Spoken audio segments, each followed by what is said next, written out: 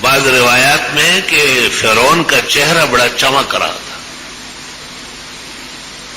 حالانکہ ظاہر اور ظاہر کافر تھا اور بہت سرکش اور باغی تھا.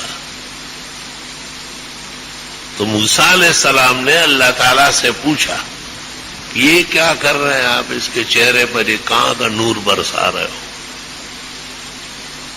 حق تعالیٰ نے کہا کہ داڑھی کی بہت زیادہ خدمت کرتا تھا. اس زمانے کے فرعون کی بھی داڑھی تھی، اور آج کل کوچا خانوں کی داڑیاں نہیں، کوچا خانہ کوچا گل، ان کی داڑھی کے بغیر اسلام پورا ٹھیک ہے ان کا. اور ہر جمعے کو داڑھی صاف ستھری کرتا تھا، تیل ڈالتا تھا، کنگھی کرتا تھا. یہ بھی پتہ چلا کہ جمعے کی تعطیل اور مذہبی حیثیت تمام شرائع میں مسلم رہی ہے. لا الہ الا اللہ وحدہ لا شریک لہ. بہرحال اس زمانے میں سب کی داڑھی ہوتی تھی، مرد کی نشانی ہے کہ اس کا چہرہ داڑھی سے آراستہ پیراستہ ہو. اس سے یہ بات بھی معلوم ہوئی کہ خالی چند بال، جیسے کسی سے بلیڈ گم ہوا ہو یا کھینچی بیوی نے چرائی ہو اور اس کے چہرے پر وہ ساڑ کڑی ہو، ساڑ گندی گھاس، یہ داڑھی نہیں ہے. تو ایسے داڑھی کی نقل اتارتا ہے. داڑھی تو داڑھی کی طرح ہوگی. فقہا کہتے ہیں ایک مشت ہو، ایک قبضہ، اور اس سے کم کرنا قصدن ناجائز لکھا ہے، اور بالکل موڑنے کو تو بہت سخت الفاظ لکھے، کل مغاربہ و مخنثۃ الرجال فإلی اللہ المشتکیٰ. مسلمان کی حیثیت سے اور مرد کی حیثیت سے بہت جلد اس گناہ سے توبہ کرنا چاہیے. اور اب تو ایک اور تماشا بن گیا، حج سے آ جاتے ہیں اور جتنے کوتی تیوتے آن کلوتی، کوتا جیسا گیا ہے اسی طرح کوتا واپس آ گیا ہے. داڑھی کی ضرورت ہی نہیں. اس کو کہتے ہیں حج سب مبارک ہو. کیسا مبارک؟ مبارک مانا قبول. اللہ تعالیٰ آپ کی عبادت قبول کرے. تو مجھے فکر یہ ہے کہ یا تو یہ داڑھی موڑنے کو گناہ نہیں سمجھتا، علماء کہتے ہیں گناہ کو گناہ نہ سمجھنا کفر ہے، اور یا یہ گناہ سمجھتا ہے لیکن توبہ نہیں کرتا. تو 5 آدمی ہیں جن کی بخشش نہیں ہوگی.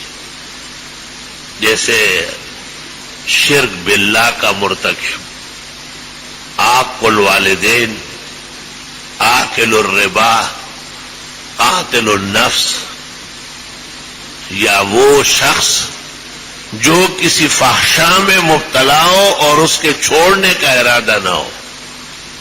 تو عجیب بات ہے کہ حاجی صاحب داڑھی منڈا رہے ہیں اور گیربریت کا لوا اور آزا، گیربریت کا لوا اور آزا، اور یہ بتائی پخیرا نے پخیرا جی سے مبارک شا. یہ بات میری فہم و سمجھ سے بالا تر.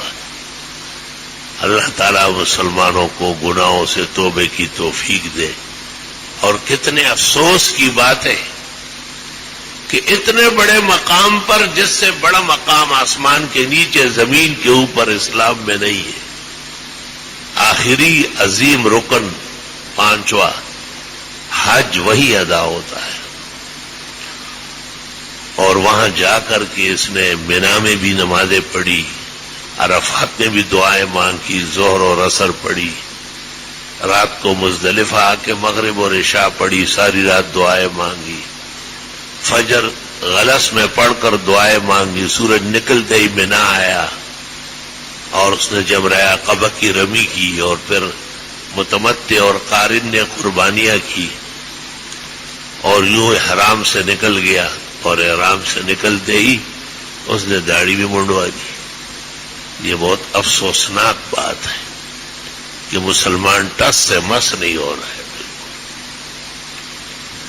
ہاں، وہ کسی نے کہا ہے نا کہ مکہ گئے، مدینہ گئے، قدس بھی گئے، جیسے گئے تھے گھوم پھر کے ویسے آ گئے. عجیب معاشرہ ہے کہ وہی بیٹا داڑھی رکھے، ماں باپ کو تکلیف پہنچتی ہے. نمازیں پڑھنے لگے، یار یہ تو ابھی سے مولوی ہو گیا. مولوی ہونا آسان کام ہے؟ جنہیں آپ دیکھتے ان میں ایک بھی مولوی نہیں ہوتا، کو مولوی ہونے کی ہوا ہی نہیں لیتی.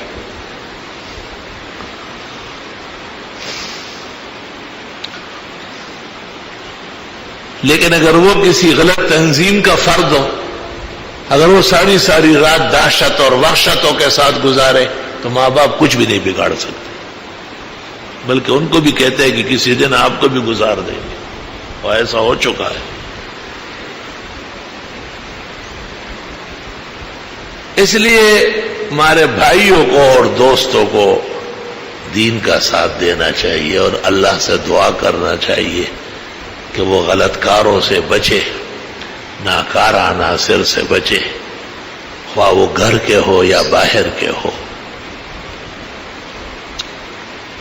نالائق زوی چې مړ شي پلار ته خلاص شي، لکه غاښ چې په وتو د درد خلاص شي.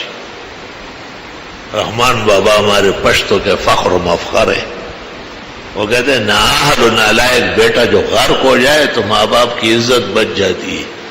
جیسے خراب دانت جب نکل جاتا ہے تو سکون آ جاتا ہے، ہاں دانت نکل گیا، آرام ہو جائے گا.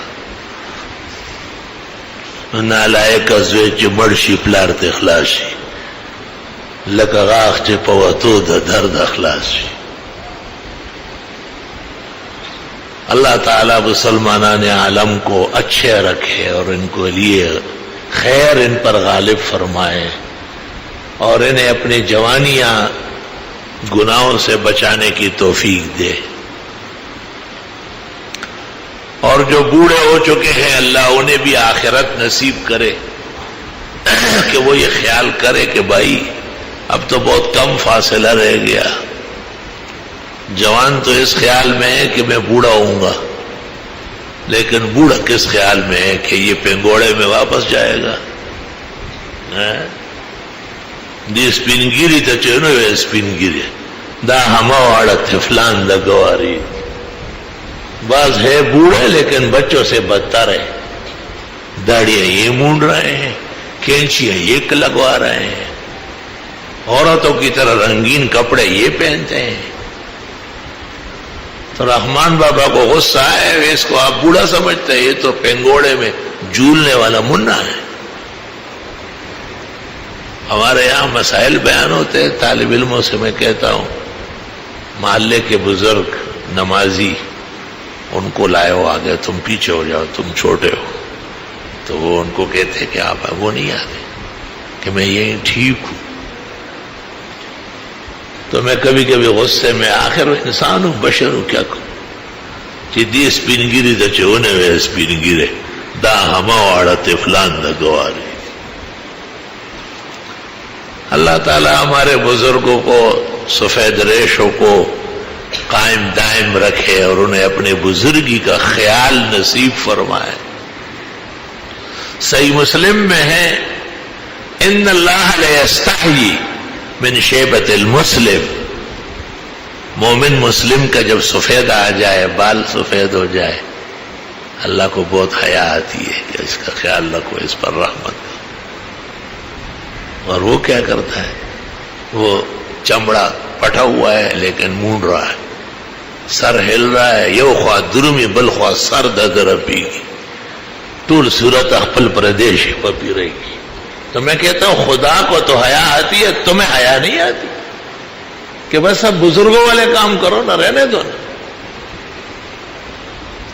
یہ مسائل تلخ ہے اس لیے مولوی بیان نہیں کرتے، لیکن تلخ استاذ، تلخ معلم، تلخ بیان وہ شیرینی پیدا کرتا ہے.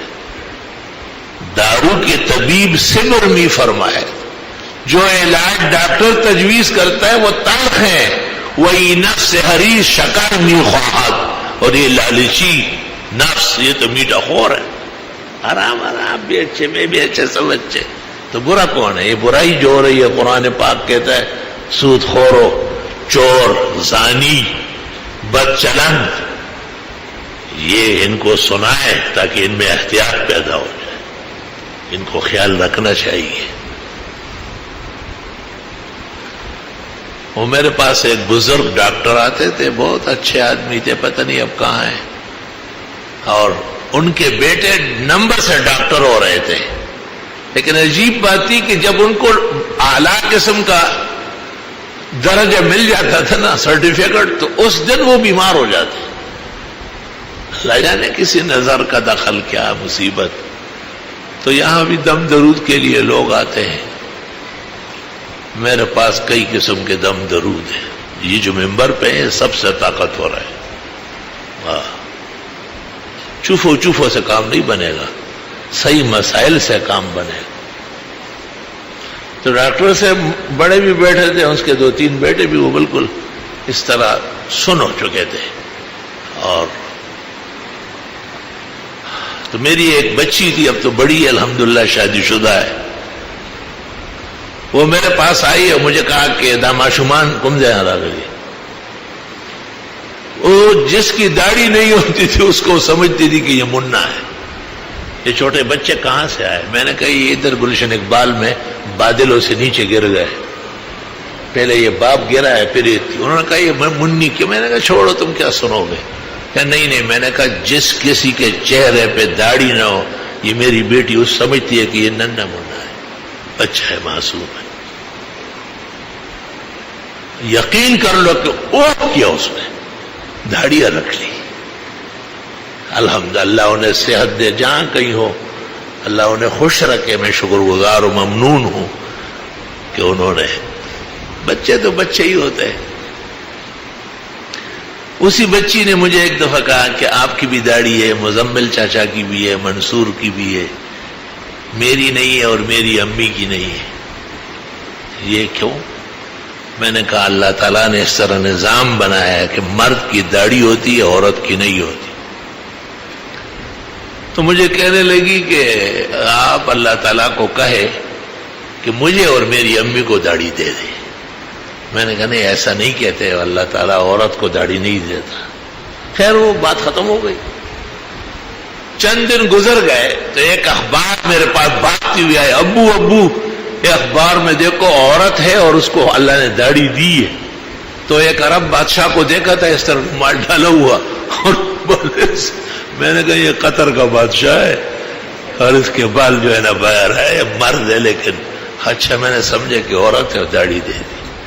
جہاں دین کا کام ہوگا وہاں چھوٹے چھوٹے بچوں کو بھی فکر ہوگی، بچوں کو دین کے قریب رکھو، ان کو پرائے مت بنایا کرو، اس سے تمہارے پیسے نہیں بڑھیں گے، بینک بیلنس بینک والے کھا جائیں گے، آپ کالی تاریخ لحد میں اتر جائیں گے، وہاں حساب دینا پڑے گا۔